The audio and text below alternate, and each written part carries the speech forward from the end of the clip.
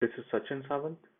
I'm an immigration lawyer registered with the OISC at Level 3, Advocacy and Appeals. Today I'm going to talk about UK Investor Visa Tier 1.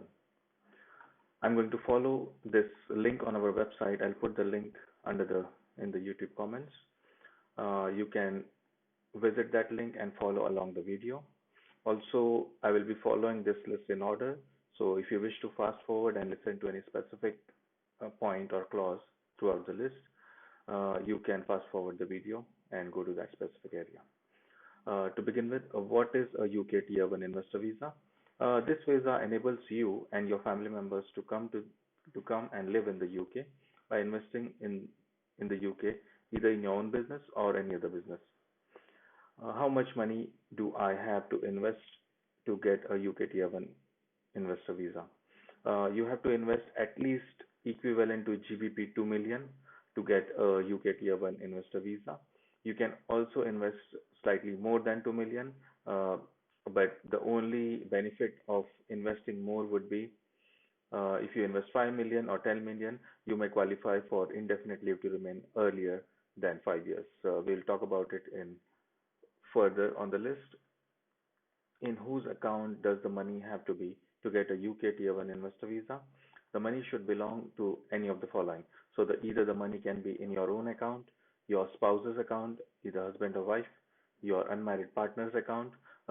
Make sure that for unmarried partners, we would need evidence of cohabitation, living together in anywhere in the world. It can be different countries, different addresses, but covering last 2 years. At least 2 years, you and your partner should have been living together.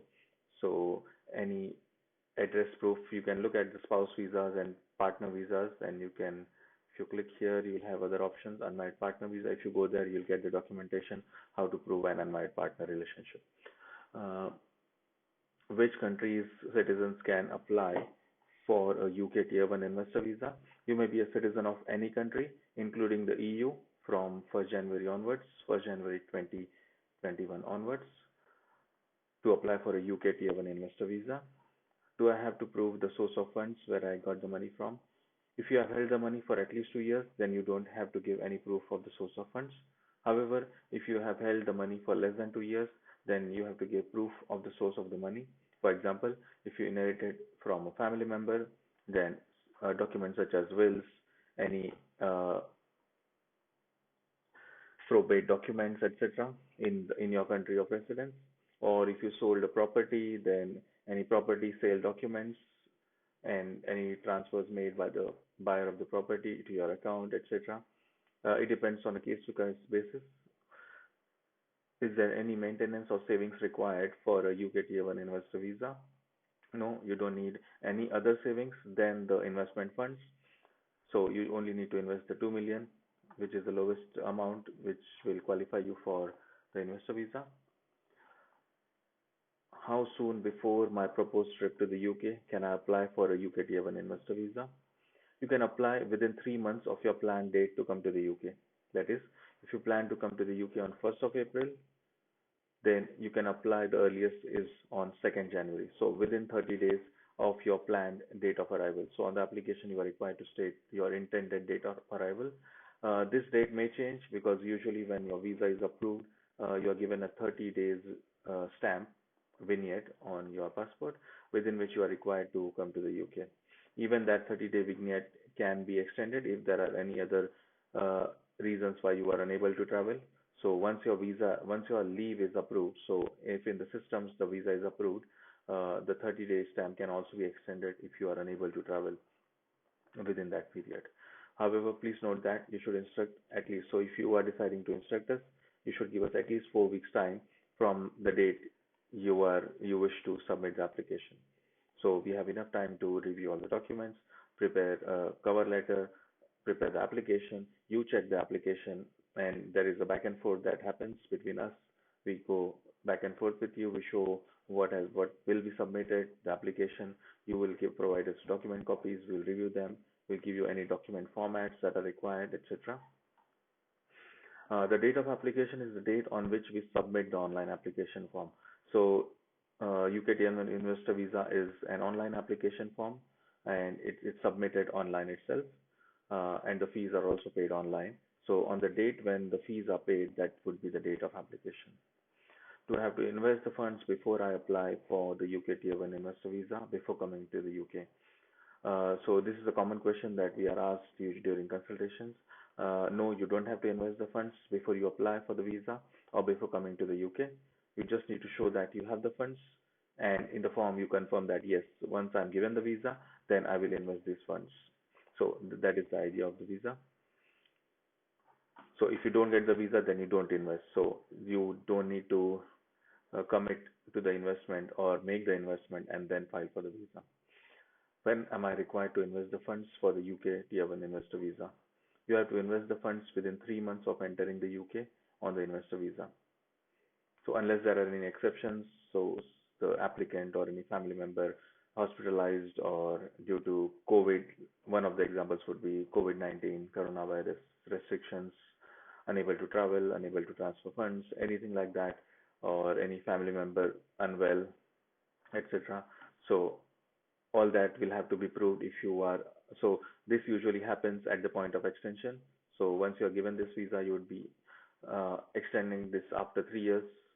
So at the time, you'll have to prove that you had invested within 3 months, unless there were any exceptions. And with those exceptions, you'll have to give some evidence. Only then your visa would be extended for a further period. If I have already invested some funds in the UK, can I use those funds to get a UK Tier 1 investor visa? This is another question that we are being asked many times during consultation, that people have already invested funds in the UK in a UK business or their own business in the UK, or some companies have set up there are intercompany transfers, so they have set up a subsidiary or a UK branch, already invested in the UK, opened up shops, etc. And can they use that investment to get a investor visa? Yes, you can use the funds that you have invested, but the only funds that will be counted towards the investment would be those funds which have been invested within the last 12 months before the date of application. For example, if you're submitting the application on 5th January 21, then you can use any funds that you have invested in the UK from 6th January 2020 to 5th January 21. Can I use the funds that I have in a UK bank account or financial institution? Yes, you can use any funds that you have held in a UK bank account or a financial institution. Can I use my funds held in an overseas bank account or a financial institution? Yes, you can use any funds that you have held in in a UK bank account. You'll also need to show that the funds are freely transferable to the UK.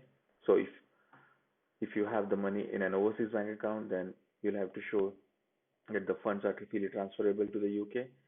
Usually, a letter is required from the bank confirming this, and that you have opened a UK bank account.